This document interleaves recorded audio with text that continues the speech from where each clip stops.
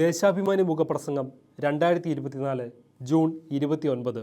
ബൊളീവിയയിലെ സൈനിക അട്ടിമറി തകർത്ത് ജനശക്തി.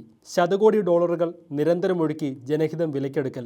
നീതിയുക്തമായ തെരഞ്ഞെടുപ്പുകൾ ബലം പ്രയോഗിച്ച് അസാധ്യമാക്കൽ. തുടർച്ചയായ സാമ്പത്തികോപരോധം.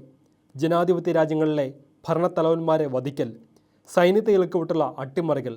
പ്രതിവിപ്ലവങ്ങളുടെ ഇറക്കുമതി തുടങ്ങി സാമ്രാജ്യത്വ ഇടപെടലുകൾ പല വിധത്തിലാണ്. ക്യൂബയ്ക്കെതിരായ പതിറ്റാണ്ടുകൾ നീണ്ട അമേരിക്കൻ ഉപരോധം ഫിദലിൻ്റെ നേതൃത്വത്തിലാണ് നിർവീര്യമാക്കിയത്. ബൊളീവിയയിൽ ഇവോ മൊറാലിസിൻ്റെ ഇടതുപക്ഷ സർക്കാരിനെ സ്ഥാനഭ്രഷ്ടമാക്കാൻ അമേരിക്കൻ പിന്തുണയോടെ പലവട്ടം നീക്കങ്ങളുണ്ടായി. 2019 പാവ സർക്കാരിനെ പ്രതിഷ്ഠിച്ചെങ്കിലും ലൂയിസ് ആർസയിലൂടെ സോഷ്യലിസ്റ്റ് സർക്കാർ തിരിച്ചു വന്നു. 1825 സ്വാതന്ത്ര്യശേഷം അധികാരം പിടിക്കാനുള്ള 190 അട്ടിമറിക്കോ കലാപങ്ങൾക്കോ ബൊളീവിയ സാക്ഷിയായി. 1950 മുതൽ മറ്റേതൊരു രാജ്യത്തെക്കാളും അട്ടിമറികൾ. 2024 ജൂൺ 26 ജനറൽ ജുവാൻ ജോസ് സുനിഗയുടെ നേതൃത്വത്തിലായിരുന്നു പുതിയ നീക്കം. ഗൂഢാലോചന തകർത്ത ജനങ്ങളെ ആർസയും വൈസ് പ്രസിഡന്റ് ഡേവിസ് ചോഗ് ഹുവാങ്ങിയും അഭിവാദ്യം ചെയ്തു. മറ്റു മന്ത്രിമാർ നിറഞ്ഞ പശ്ചാത്തലത്തിൽ ആർസെ ബൊളീവിയൻ ജനതയ്ക്ക് നന്ദി, ജനാധിപത്യം ജീവിക്കട്ടെ എന്ന് പ്രഖ്യാപിച്ചു. ബൊളീവിയക്കാരുടെ ജീവൻ കവരാനുള്ള ശ്രമങ്ങൾ അനുവദിക്കില്ലെന്നും സൈനികർ യൂണിഫോമിൽ കളങ്കമുണ്ടാക്കുകയാണെന്നും വീഡിയോ സന്ദേശത്തിൽ കൂട്ടിച്ചേർത്തു. ബൊളീവിയൻ പതാകകൾ വീശിയും ദേശീയഗാനം ആലപിച്ചും ആഹ്ലാദം പ്രകടിപ്പിച്ചും അനുയായികൾ കൊട്ടാര ചത്തുരത്തിലേക്ക് കുതിച്ചെത്തിയപ്പോൾ സൈനിക വാഹനങ്ങൾ സഹിതം പട്ടാളക്കാർ പിൻവാങ്ങി.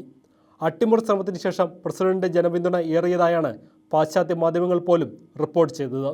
അറ്റോർണി ജനറൽ അന്വേഷണം തുടങ്ങിയ ശേഷം കലാപത്തിന് പിന്നിൽ പ്രവർത്തിച്ച ജനറൽ ജുവാൻ ജോസ് സുനിഗയെ അറസ്റ്റ് ചെയ്തു. സൈനിക വാഹനങ്ങൾ പ്ലാസയിലേക്ക് ഒഴുകിയെത്തി സർക്കാർ കെട്ടിടത്തിൽ പ്രവേശിക്കും മുമ്പ് സുനിഗ മാധ്യമപ്രവർത്തകരോട് വീമ്പടിച്ചത് നിശ്ചയമായും ഉടൻ പുതിയ മന്ത്രിസഭ നിലവിൽ വരും എന്നാണ്. രാജ്യത്തിന് ഇത്തരത്തിൽ മുന്നോട്ട് പോകാനാകില്ല. കൊട്ടാരത്തിൽ ജനാധിപത്യം പുനഃസ്ഥാപിക്കാനും രാഷ്ട്രീയ തടവുകാരെ മോചിപ്പിക്കാനും സൈന്യം ശ്രമിക്കുകയാണെന്നുമാണ്.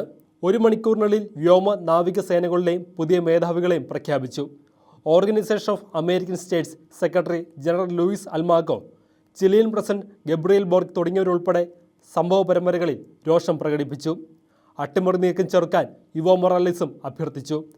സൈന്യത്തിൻ്റെ നടപടികളെ അപലപിച്ച് ലാറ്റിൻ അമേരിക്കൻ, കരീബിയൻ രാജ്യങ്ങൾ രംഗത്തെത്തി.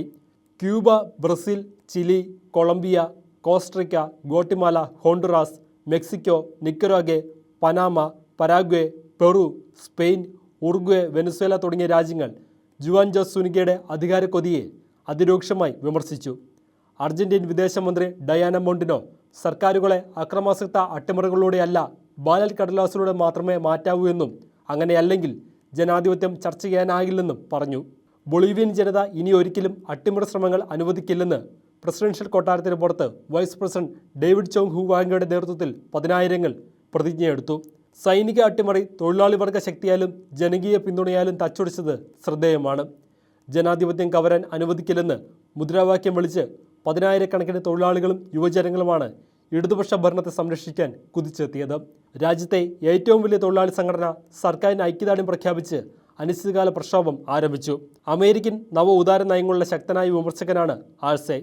മൊറാലിസ് പ്രസിഡന്റായിരിക്കെ 2006-2019 കാലയളവിൽ ധനമന്ത്രിയായിരുന്നു.